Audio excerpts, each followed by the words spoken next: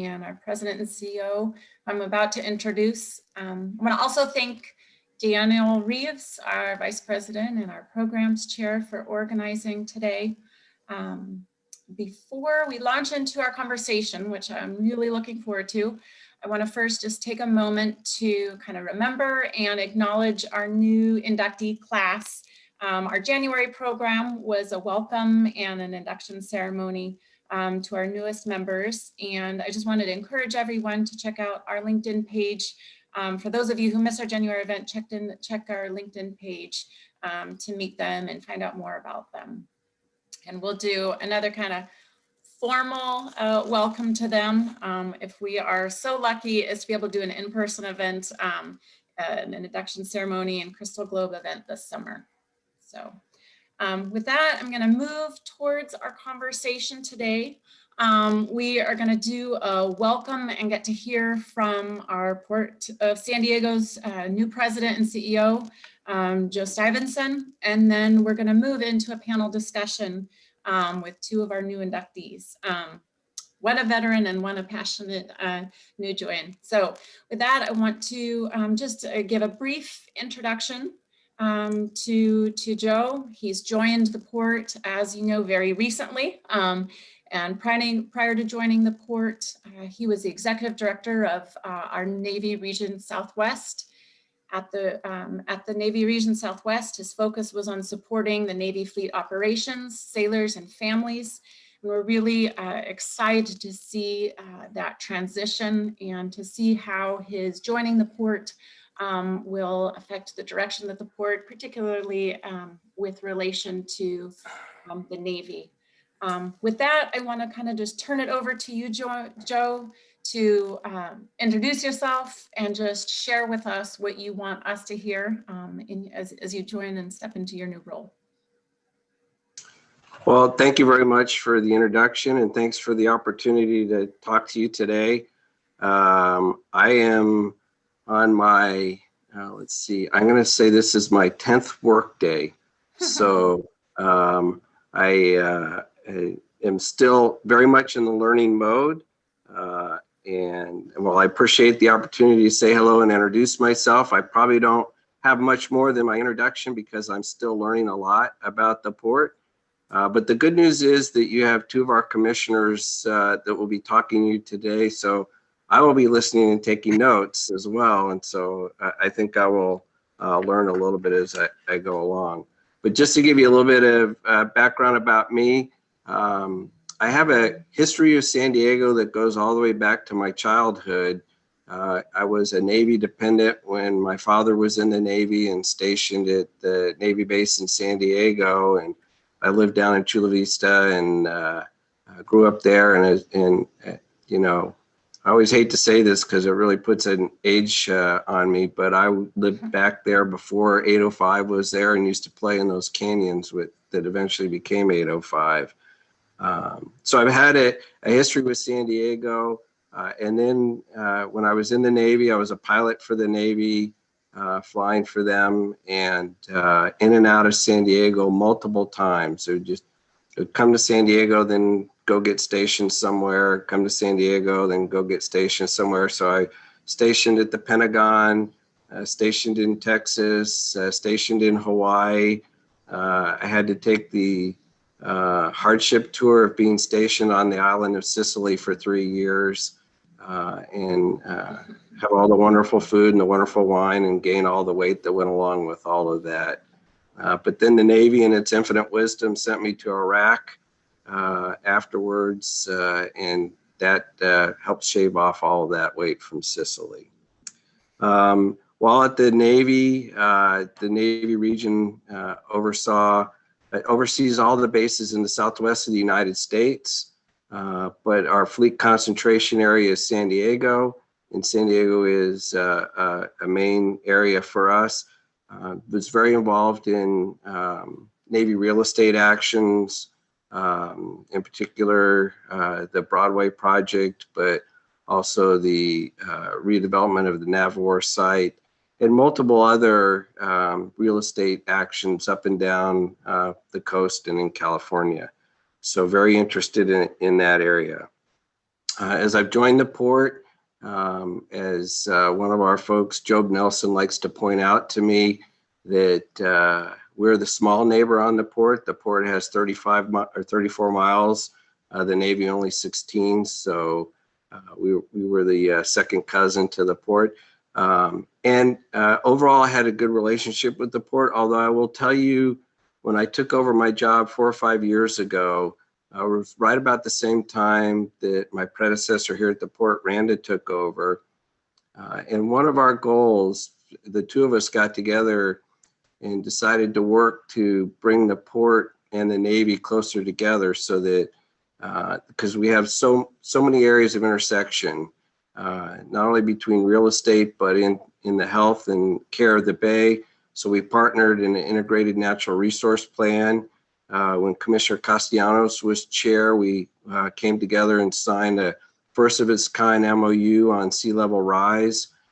First, and for the Navy, first in the country that we'd done with anything. So a lot of intersections with the port, and I look forward now to operating on this side of the Bay, if you will, and working on that. I've been extraordinarily impressed with the port staff. I've had the chance to meet several of them and have several of the briefings, and as I suspected from watching on the outside, they're running an amazing operation here across a wide range of lines of effort that they're doing a wonderful job on. And so I'm excited about that, but still learning. So with that, I'll just kind of pause there and see if there are any easy softball questions. Save the hard balls for the commissioners. That's their job, and I'll just take the softballs. Excellent. Yeah, we want to take a moment break here. For any audience questions, please enter them in the chat. Joe, there's one question in the chat from Heidi Bell. She says, "Thank you for your service. What did you fly?" Doesn't get much more softball than that. Yeah, that's perfect. You get a pilot talking about flying, and it could be trouble. You might have to mute me and stop. I was fortunate. I flew primarily helicopters, which whenever I come across my jet buddies, I always poke them to say, helicopter pilot's an unrestricted naval aviator, because we have to qualify to fly both planes and then helicopters, whereas the jet guys only fly the jets, and that's the easy stuff. So primarily did that, and then was a flight instructor in the fixed wing side of the house. And then when I was in Sicily, I had the opportunity as just sort of a collateral to fly a twin engine commuter plane all through Europe, moving things around when I had time. So a lot of variation over my career. Excellent, excellent.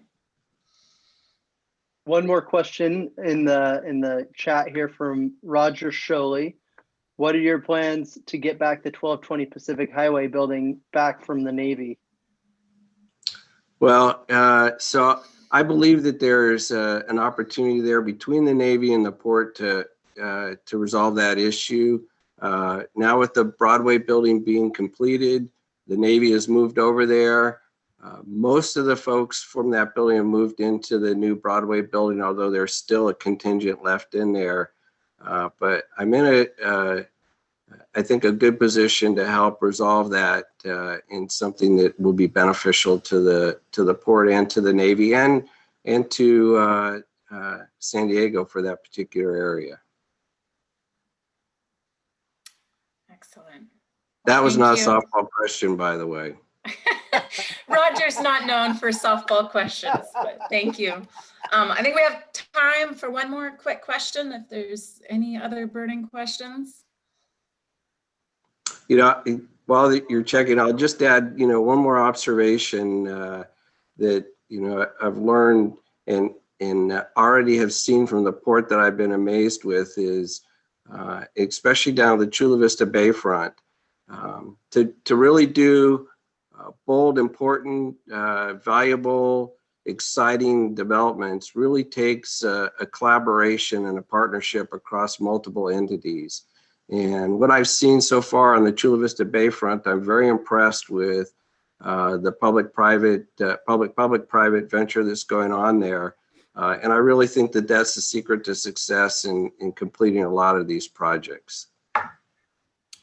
Absolutely, absolutely. And we're really excited to have that collaboration and just your perspective on that as we the port continues to move forward. I think we will move on if that's okay. We really appreciate you joining, and we hope that you'll stay on. We're going to move our program to our new appointeds, but please feel free to stay on with us here. Thank you. So yep. With that, I'm going to redirect us to our newly appointed commissioners. Thank you very much to both of you for joining us today. I'm going to just briefly introduce you and then give you each just a few moments to kind of finish out the introduction and share with us whatever you'd like us to know just kind of before we launch into our conversation. So I'm going to start with you, Ms. Naranjo. So Sandy Naranjo is joining us, the most recent appointee joining us, newest member to the commission, just joining us on January 3rd, representing the city of National City. She is a mother and, as we know, bringing a real passionate history of involvement on environmental justice and community organizing. And we're really excited to see you bring that passion to the port. I want to kind of turn it over to you, give you a moment just to finish out that introduction. And then I want to also introduce Rafael Castellanos. We are happy to have you joining for you're our veteran, happy to have you joining for the beginning of a third term, representing City of San Diego. You're the chair of the Port's Environmental Advisory Committee, and also a partner with the law firm of Selman, Mitten, Cardinal, Doyle, and Smith, where you specialize in commercial real estate, and I know bring that business perspective to the commission. So with that, I'm going to first turn it to Sandy, and then Rafael, invite you to jump in. Thank you for introducing me, and thank you for inviting me. It's a real pleasure to be here. So I was very fortunate on December 1st to be unanimously appointed by my own city council. And that was her story, because for National City, I'm the first Latina to represent National City on the Port of San Diego. I'm also the youngest port commissioner for the Port of San Diego, and I also identify as LGBTQ. And what pretty much convinced my council to vote for me is because of the passion I have for my community. The passion to make sure that every community deserves justice. And I've done advocacy with the community members on the West Side that live next to all the port operations, and I've seen how they have suffered because of all the toxic pollution that they're exposed to. And so I think it's time that we start addressing that and we start putting work in. And just a little bit of my background, I was born and raised in San Ysidro. I'm a total South Bay woman. But growing up in San Ysidro, I lived next to a freeway, and I was exposed to toxic air pollution from the diesel trucks.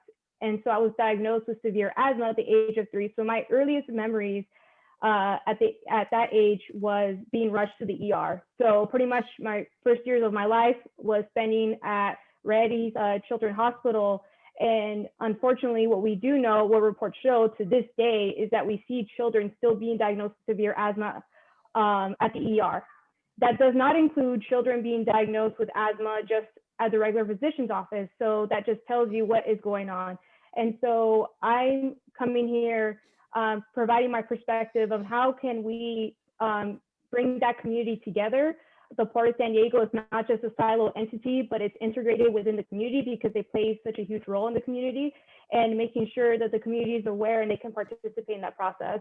And so I hope in my first 4 years that I can integrate the two. Excellent, excellent.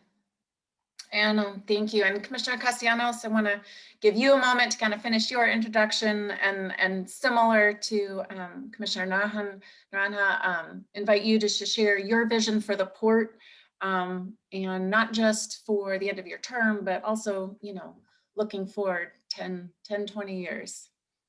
Sure. So first of all, thank you again for the invitation. I really appreciate it.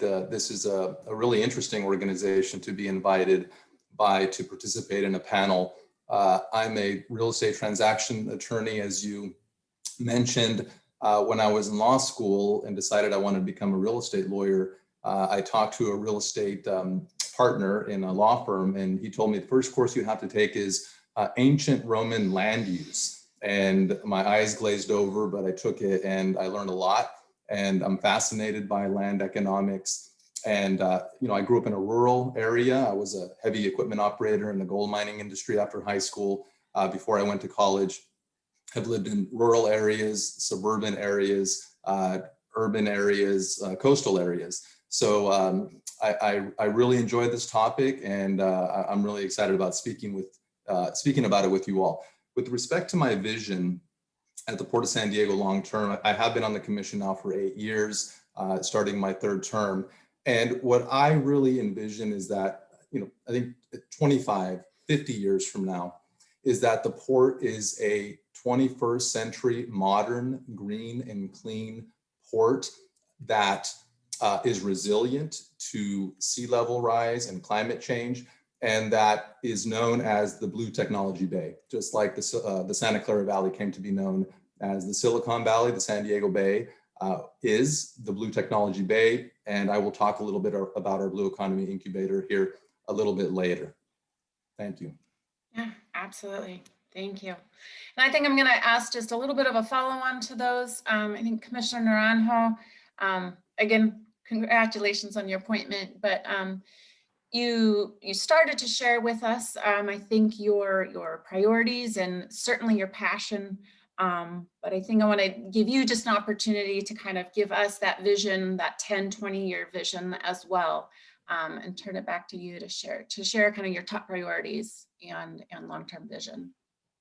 And if I can just include that, just kind of your what you would like most to see the port tackle during your 1st term here. So kind of a loaded question, but near-term and long-term priorities and vision.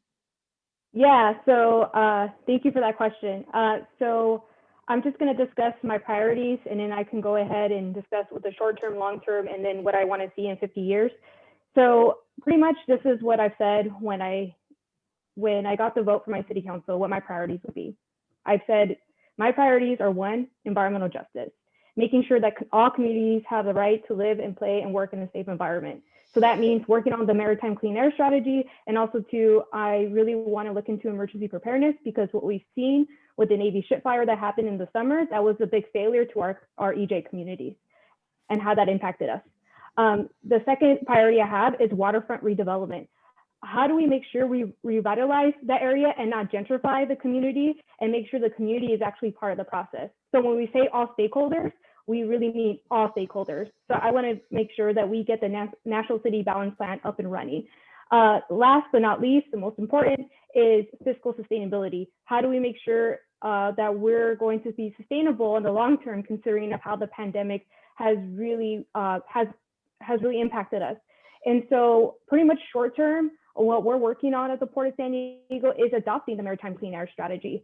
And I think that long term, what I really want to see is on the map of the calovirus screen, right? The calovirus screen is developed by the Cal EPA, and they show which communities are overburdened with different sources of pollution, and they integrate linguistic isolation and poverty. And what you can see on the map is Barrio Logan, the western part of National City, are red because they're in the top 5 to 15% most polluted neighborhoods in California. And so what that tells us is that we have a role. I mean, not just on our own, right? But we do have a role to play to make sure, how do we make sure these communities are healthy and thriving? And the MCAS, the Maritime Clean Air Strategy, is the first step. So I want to see in 50 years from now, all that area being green, because if you look across the bay in Coronado, it's green. It's green on the calovirus screen map, but not Barrio Logan and the western part of National City. And the other thing to talk about waterfront redevelopment is, how do we make the best uses of our land use in that area? What we've seen in the western part of National City is incompatible land uses. And that's what's played an impact on the negative public health. And so what we want to reduce those mistakes is making sure that we make the best uses of the land, making sure that it's friendly to the community, that they're part of seeing their envision. So when I was part of the workshops with the community, they talked about different amenities they wanted to see. So for example, the water splash features, what we see at the waterfront park. They want to see that at Pepper Park.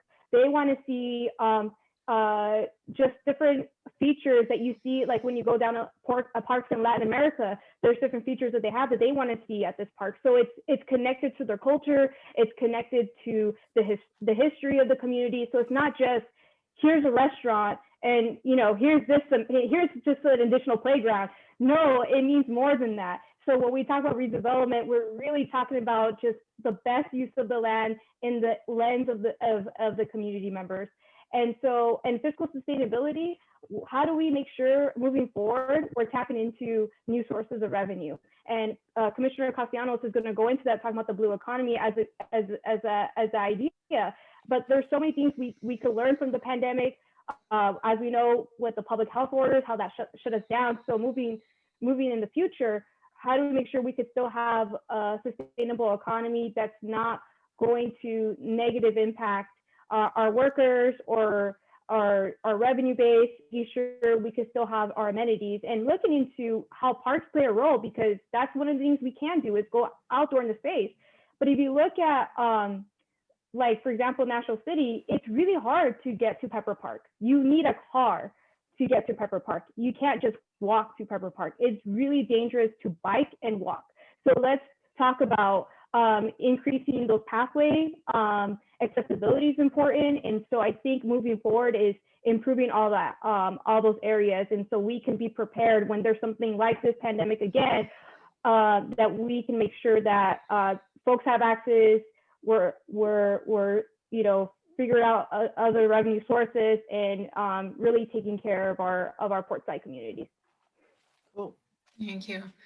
And Commissioner Castellanos, I want to invite you to kind of build on that and give you the same question. I think you can hear building off of Commissioner Naranjo's priorities. I know that you share a lot of the same. It's great to see you returning and bringing your institutional knowledge to the organization to continue and help maintain focus on a lot of those efforts that are underway. I know you play absolutely a key role as chair of the Environmental Advisory Committee. So I want to invite you to share just what your priorities will be, either continuing all of the work that you're doing or new for your next term.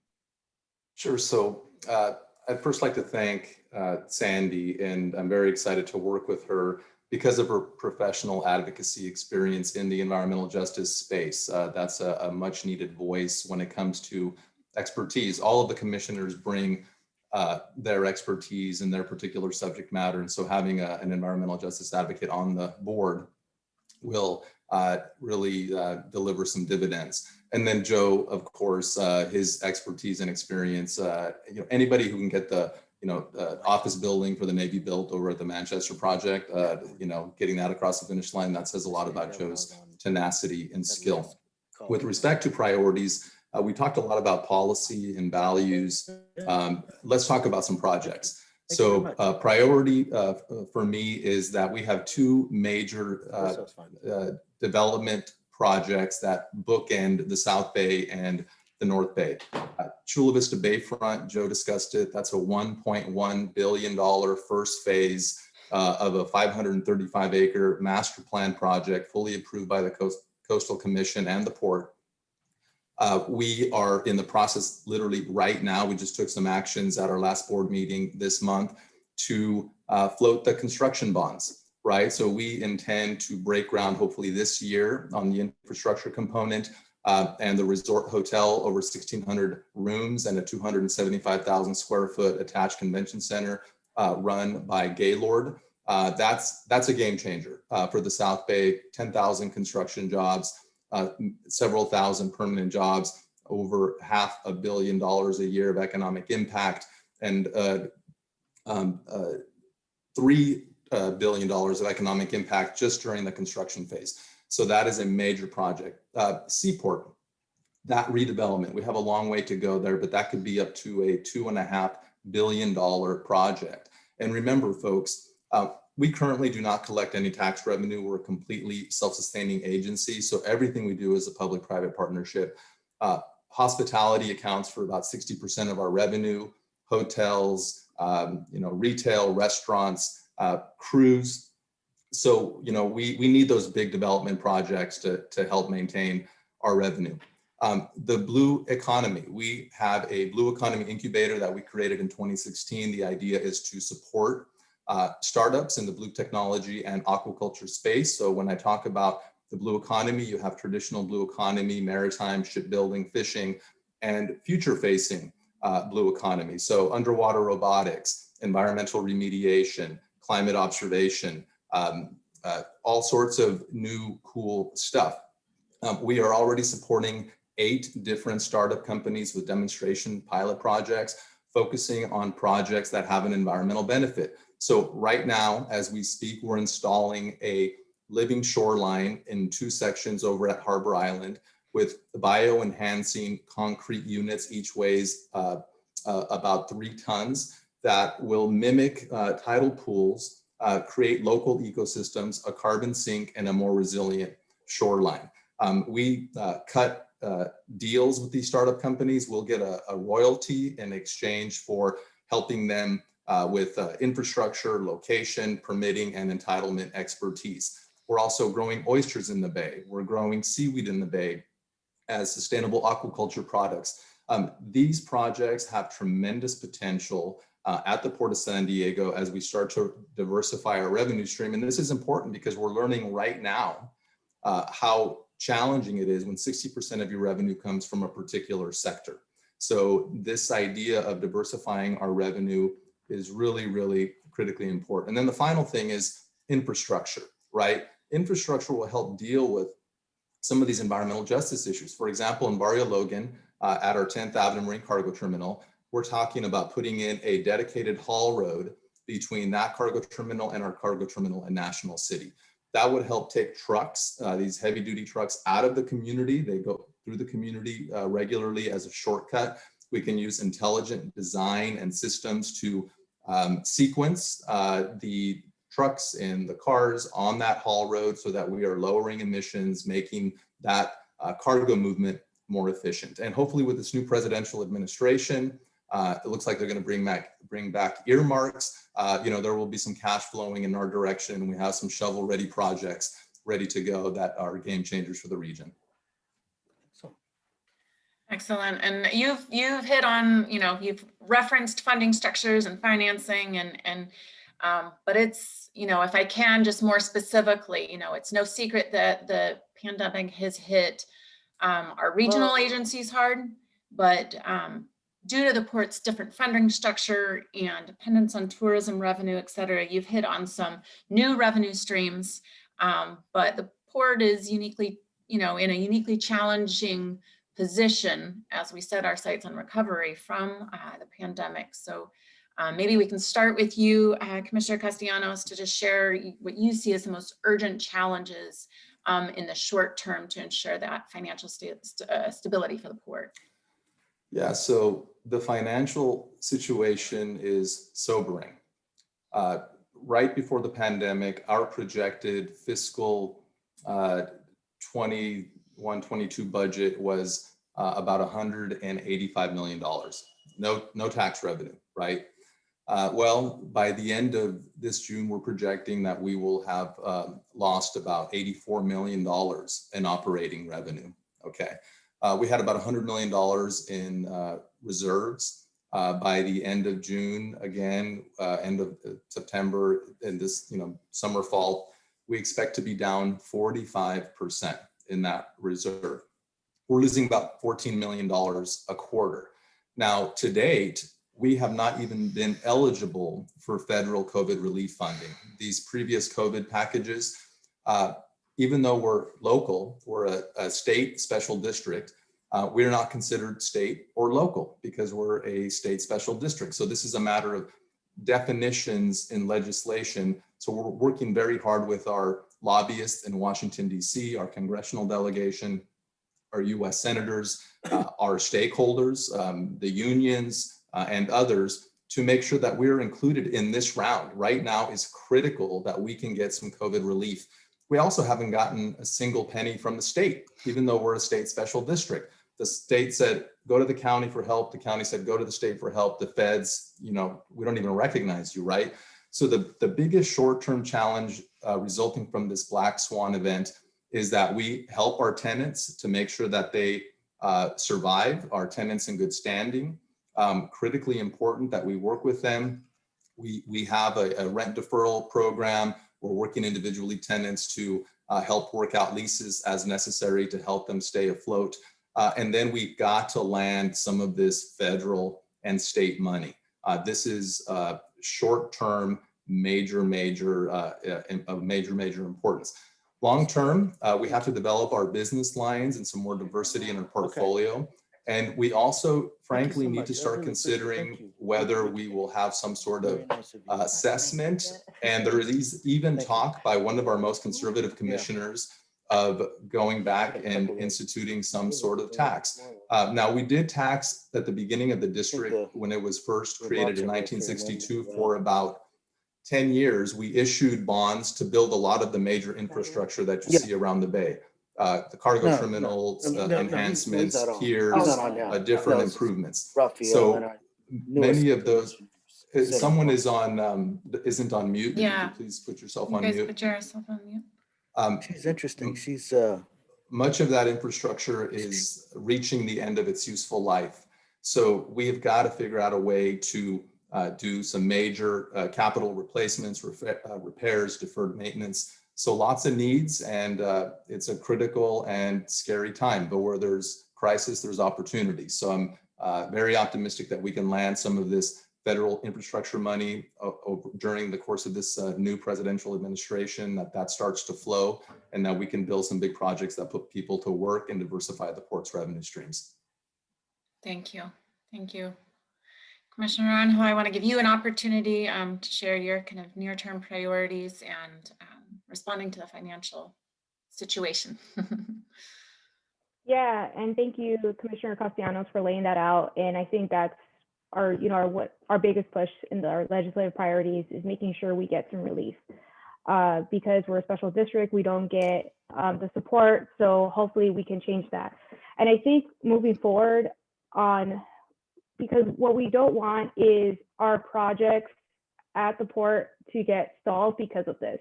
So that's a big concern that I have, is like, how can this stall? Like, for example, National City, we've been talking about it for years. This is the legacy that Honorary Commissioner Valderrama left behind, was making sure that it was a win-win-win. So I don't want it to be stalled because of this pandemic-induced recession. So I think even looking into other legislative priorities on support for funding for our special projects, so that can help us to make sure we're moving forward. And also, when we're redeveloping all that area, that's going to generate revenue, like the Chula Vista Bayfront. That's making the best use of the land, generate additional revenue. So it's going to be all these areas of Chula Vista, National City, bringing into the port and to our member cities. And so I think that we need to, obviously, long-term, having the sustainability, but short-term, how we're pivoting to make sure that we can be prepared for that. And so that's what I'm looking into, is like, how can we develop and not just stall because of the crisis we're in, but honor that we are in the crisis and make sure, we're going to make the best decisions that we can because of that situation. Absolutely, absolutely. And I think that pivoting is absolutely key. Obviously, the pandemic has illustrated how things can shift dramatically and drastically without any notice. But looking into the future, I think there are other major challenges ahead. Some of them perhaps more predictable, although maybe not any more easily addressed. So what do each of you see as the port's most pressing, looking out further ahead, long-term challenges? And I'm going to give each of you an opportunity to talk about what you'd like to do about those long-term challenges during your tenure, to ensure that the port, and we've touched on some of them, some of the the blue tech and new funding structures. But again, what do each of you want to do during your tenure on the board to ensure that the port is positioned to meet those longer term challenges really head on? So let's go back to you first, Commissioner Castellanos. Sure. So, the long-term existential threat to the port is sea level rise, for obvious reasons, right? The good news is that we have done a lot of work and in fact are leading in this area. And we're doing it not by ourselves, but with the Navy and with all of our premier educational institutions and research institutions here in the region, like the Scripps Institute of Oceanography, for example. We completed a vulnerability assessment, I believe in 2019. We have started to develop long-term strategies to adapt to sea level rise. And we're working on projects right now that will help adapt to sea level rise and make the port more resilient. One of those, as Joe mentioned, was the first of its kind on the West Coast, a sea level rise cooperation, coordination, and collaboration agreement with the US Navy. The US Navy knows this is happening. They don't care about the politics. Their naval facilities on the East Coast are suffering more and more flooding every single year. So setting aside the politics, the Navy's all about preparedness and military capability. And so they know what's happening. It's happening. So we need to adapt to it. What are we doing? Well, right now we just got approval from the California Coastal Commission to install an artificial oyster reef down in the South Bay. This will create a living shoreline that will help accommodate and combat sea level rise. Oysters grow, so this is a shoreline that literally gets bigger with more oysters and helps serve as a breakwater, a natural breakwater. Down in South San Diego, next to Imperial Beach, we're working on a 90-acre mitigation bank that we plan to restore that will serve as an accommodation catch basin for flooding that will accommodate waters as they come in. I mentioned the eco-concrete bioenhancing shoreline that we're working on demonstrating in Harbor Island. That too will serve as an artificial shoreline. And then we have to think about, what can we accommodate? What can we armor with, creating a green shoreline?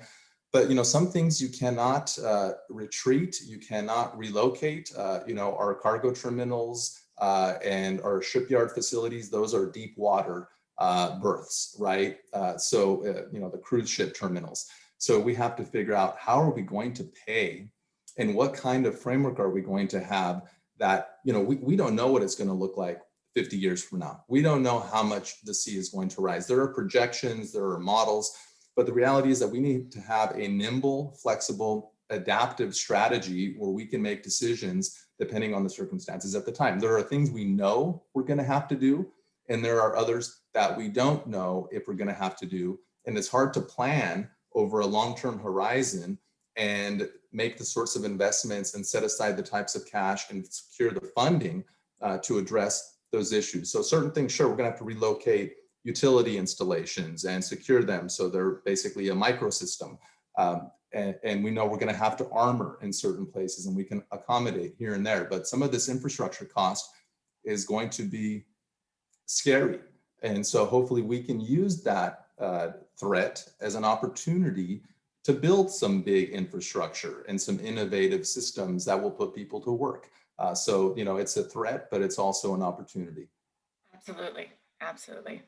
I know there's a lot of overlap in both of your commitment and passion on the environmental practices of the port. Commissioner Naranjo, I want to invite you to kind of build on Commissioner Castellanos' comments and just share your views on what you see those longer term challenges to the port to be. Yeah, definitely. Also, at our past board meeting on Thursday, we pretty much, I can say that was like our environmental board meeting, because we had, about three agenda items on the environment. And one of them, besides MCAS, that's, definitely my priority, but besides one of them that gets me really excited is us, the Port of San Diego, signing on to develop a framework for decarbonization. So the County Board of Supervisors back in late January, they adopted that, to start the process of the framework. So working with UCSD to see like how can we be decarbonized by 2035. A great aggressive time goal because we need to, we can't wait. Climate change is happening, it's here, it's not something of the future. And so I'm really excited that the port that we unanimously voted to start that as well. And so we need to start talking about what does that policy, how do we move away? How do we move away from dirty sources of energy? How do we make sure we're building those new jobs, that we have a just transition lens? So when we talk about like managed decline, we're making sure that we're going to provide new economic opportunities. So we learn from the past mistakes because there has been transitions in the past. They all haven't been just. So how do we make sure it's a just transition? And so talking about the new economic revival right there. So this is us being the leader. California in general, from all of the states here, we're seen as a leader in environmental because we're one of the first states to acknowledge global warming.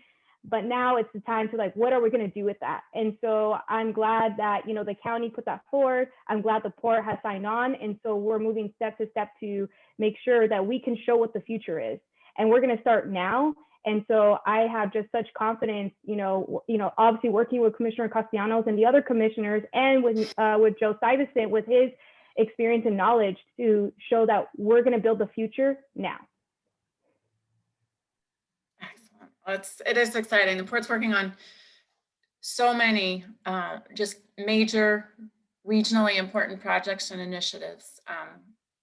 Between your master plan, the clean air strategies, the major development projects that Commissioner Castellanos referred to, we don't know how the port team has time to sleep.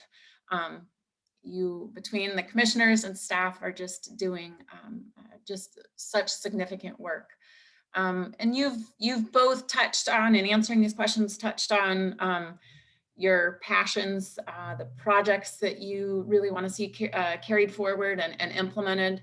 But I want to give, before we're about to open it up to audience questions and comments, but before we do, I just wanted to invite you to touch on any other projects or we've touched on priorities, but any of those kind of one or two regionally significant projects that you may not have already mentioned before, and just highlight what you'd like to share with us about them before we move to audience questions. So I'm going to start with you, Commissioner Naranjo, first, and just add anything, like I said, before we go to audience questions you'd like to about port projects. Yeah, I think I know I've discussed it like several times, but I really want to just keep highlighting the National City Balance Plan because the EIR is going to be released in May. And so what we're planning right now is a workshop. So we're working with port staff and then working with the city to develop a workshop to engage community members. So I think this is really important because what we're showing is that we can do things differently. And so I want to put that on everyone's radar because we really want everyone to participate because this is about everyone having access. And so I definitely also, with our committees, so as commissioners, we're on different committee assignments. As we know, Commissioner Castellanos, he runs the Environmental Advisory Committee. So I'm on the AB 617 steering committee. I'm also on different SANDAG committees. And so with the AB 617, what I'm really excited about is the Community Emission Reductions Plan, the CERP. And so this is going to go up to APCD and up to eventually to the California Air Resources Board. So what that's going to show is intergovernmental agencies working together to drastically reduce toxic air emissions. So I think that's also exciting and folks should participate. We're actually having a meeting tonight, 6 to 8 p.m. So if you want to go join the meeting, you can go to the San Diego Air Pollution Control District, you get the Zoom link. But that is going to show how the port is playing a role. You can see how the cities are playing a role, but how we're all talking to each other to make sure we're on the same page.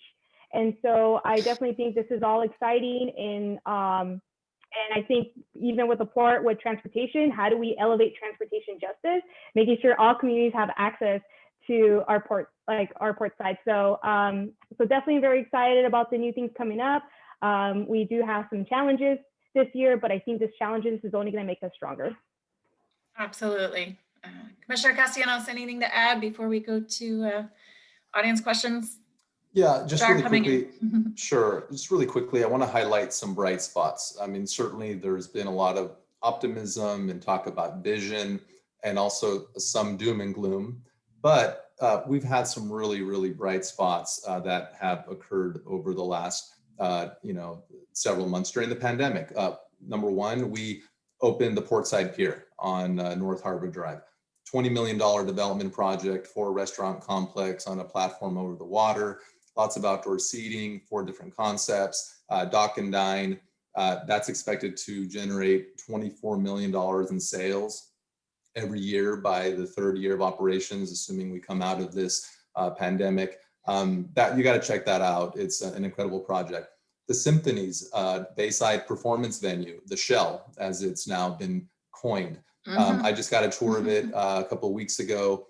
Over a $50 million project, world-class, beautiful, beautiful project, will bring so much to our community. And then at 10th Avenue Marine Cargo Terminal, we are getting ready to put in a microgrid, first of its kind for any port in the nation, that will provide enough renewable energy, solar power to operate all of our energy needs on that terminal. So those are all, big projects, a big deal. In different areas, and I'm really excited about it. Thank you. Thank you.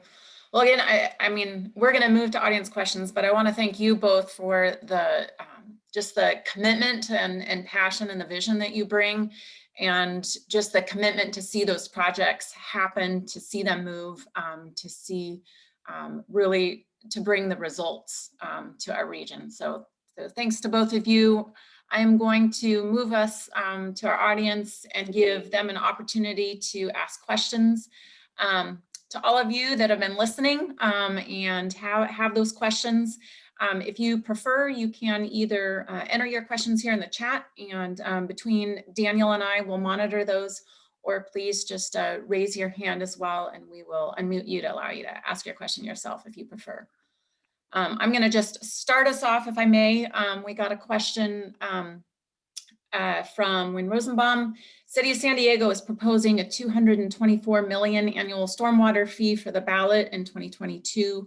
How would you propose a tax, similar tax, and on whom? Whoever wants to take that on. I'll let you look like you're about to jump in, Commissioner Castellanos, so I'll let you, and then we'll turn it over to you, Commissioner Naranjo. Sure. So this is a great question. Wayne, you have any ideas? I'm all ears. Look, this is a really, really tough one. We're in a very anti-tax environment here in San Diego County. It's always been that way, and with good reason. I mean, the various government agencies have dropped the ball in a variety of ways over time and have lost the trust of the public. You can't say that about the Port of San Diego. We've delivered when we were collecting taxes. We've delivered on the infrastructure that we wanted to create when the district was formed. And we're self-sustaining, right? So we don't have taxes that serve as a safety net. And, show me another agency in the region, in the state, that is self-sustaining without any taxes, that's not, can't run deficits, that has to balance its budget. I challenge anyone to do that. We're a well-run agency and have been, and I expect that we will continue to be well-run.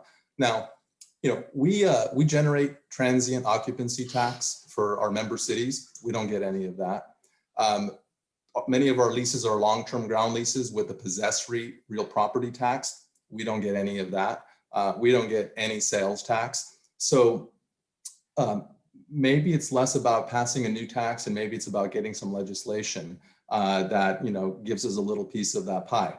Alternatively, perhaps we could create an infrastructure financing district that would allow us to bond against incremental possessory real property tax valuation increases. So,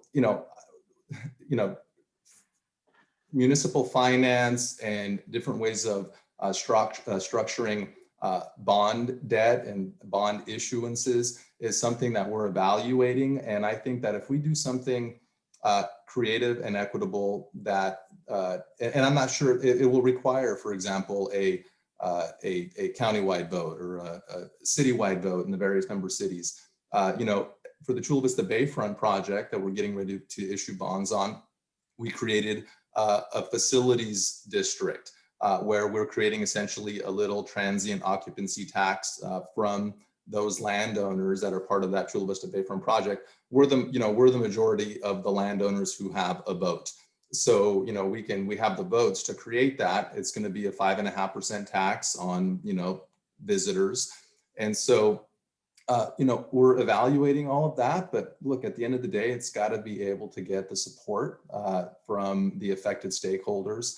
And I just really feel that, you know, in many ways, we kind of, when the legislation was created to create the port, not getting any of the possessory real property tax generated from port leaseholds, that seems nuts to me. And that happened is unfortunate, because I believe that we should have gotten a piece of that possessory real property tax for these leaseholds where we're creating tremendous value with our private partners. Absolutely. Commissioner Naranjo, would you like to add or build on that? Yeah, I mean, just to build off from Commissioner Castellanos, is really, you know, the fact is of how really difficult it is to get a tax, right? And we saw that during 2020 when MTS dropped their measure. And part of the reason was, how can we win? You know, the pandemic just started, you know, going into the November election, how sure can we be to win? And so I think what basically, like, going back to basics is how do, you know, engaging all the stakeholders, assessing, can we make this happen? And so explaining the process instead of just proposing something without, like, in the dark. So I think, like, engaging the community, making sure they're part of it, understanding why, what is needed, and having that lengthy, detailed process and workshop is what can get us there. And I also, you know, think that we should make some amendments. You know, we talked about the ACA 1, which is changing from like 2/3 to 50%. And I think we should have a conversation about that. So I think we need to make it easier, but also to have transparency in what that impact would be. Okay.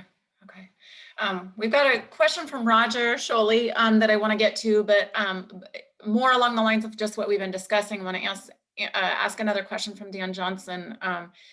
How can the port reconcile the competing visions for land use between green, resilient, and non-polluting? There's of course a preference. So with this as a framework, there are a lot of high-paying jobs associated with certain industries, like shipbuilding, that we want to keep. Is there a balance for, in your opinion, and I'm going to direct it first to you, Commissioner Naranjo, is there a balance for traditional waterfront industry and a working waterfront? Yeah, that's a great question. I think that's, so back when the notice of preparation went out for the balance plan, comments were submitted to talk about, you know, when we're resetting and making sure this is going to work, that this a true win-win-win, we talked about car check neutrality. So making sure with any large business coming in, that the workers have the opportunity to unionize. So we know that the shipyards, they pay well, they're union, and that's why they pay well, because they're union. So not only are they receiving wages, but they have pension, they have healthcare. So we need to set the standards high, because that serves well for our local economy. And so when we're doing any new redevelopment, we need to make sure it's not just business coming here paying low wages. We want to make sure that this is going to pay good wages, good benefits. And so I think that's how we need to look into it, not just, you know, looking in within the scope, but outside. And so looking into what other policies can we do to make sure that we're paying the workers, like in the new industry, for example, like hospitality, it's under car check neutrality, and we have local hire preferences, we have project labor agreements, right? So when there's new construction, people that live in the community can work on those projects. So there's so many ways that we can do to make the best use of it, and also being environmentally conscious, because as we know, we have high VMT, right? Because people usually have to drive to work, but if we have these policies put in place, folks that live in their neighborhood, that live in National City, and we have numbers to run that could potentially work as construction, or that can work in the hospitality industry. So there's so many benefits to that. So I think that we need to keep looking into outside the box. What are those policies? What are those projects? Because at the end of the day, it's going to benefit our region as a whole. Thank you. Thank you. Absolutely. Commissioner Castellanos, you want to add anything to that? Yeah, I'd just like to say that I really believe that this gets framed as a false choice, that we cannot protect the working waterfront and the good jobs that it provides. And by the way, we're one of only 17 strategic ports in the country because we support our Navy. So we have deep water, we're strategically located. And so, shipyards and cargo terminals, if you're going to have a strong country that can compete with China and other rivals around the world, you're going to need seaports. Seaports are critical to everything. We all depend on them for the cargo trade that they facilitate and for national security.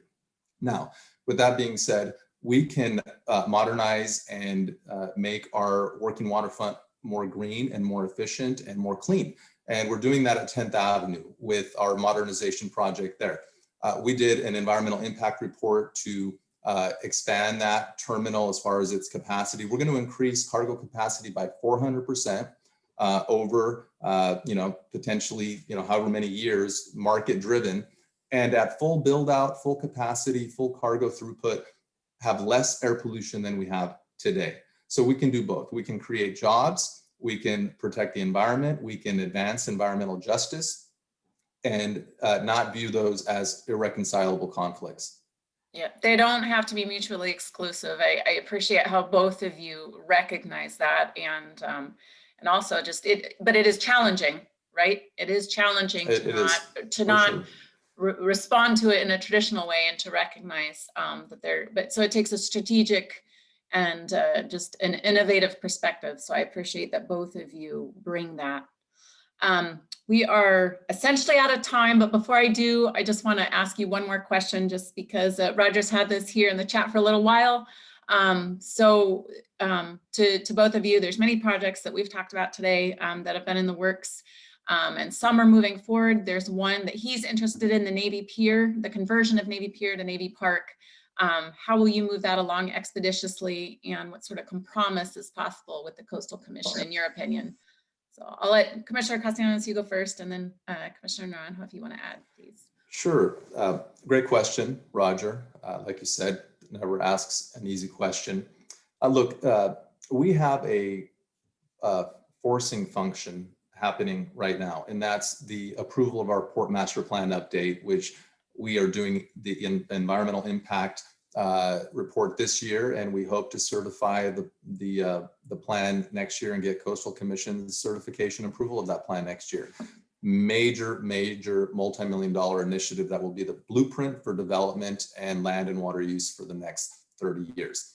The Coastal Commission, being an approving agency, they're going to want to see that some of these commitments that have been made by the port, and in this case, the Midway Museum, that there is a plan to deliver on those commitments.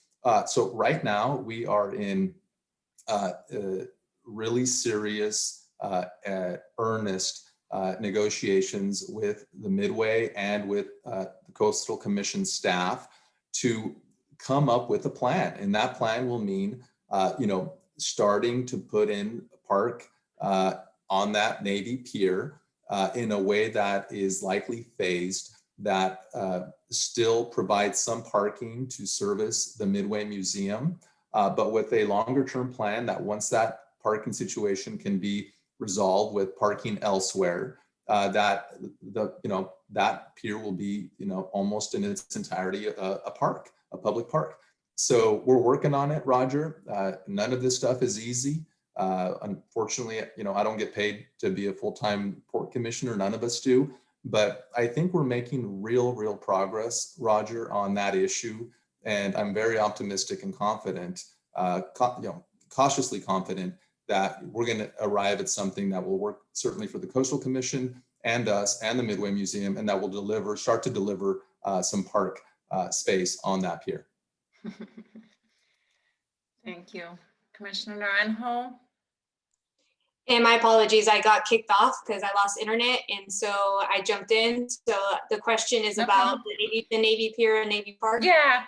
Yep. Yeah. So just as I just got in January 3rd, that's obviously one of the first issue I learned.